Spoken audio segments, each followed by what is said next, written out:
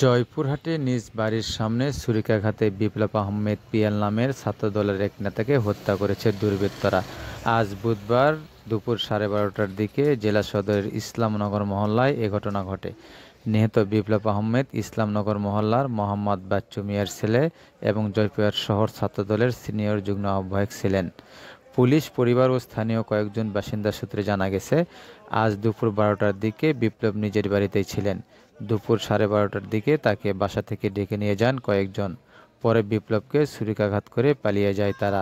স্থানীয় লোকজন তাকে উদ্ধার করে জয়পুরহাট জেনারেল হাসপাতালে জরুরি বিভাগে নিয়ে গেলে সেখানে চিকিৎসক তাকে মৃত ঘোষণা করেন। পিএলকে এর আগেও একবার হত্যা চেষ্টা করা হয়েছিল বলে জানা গেছে।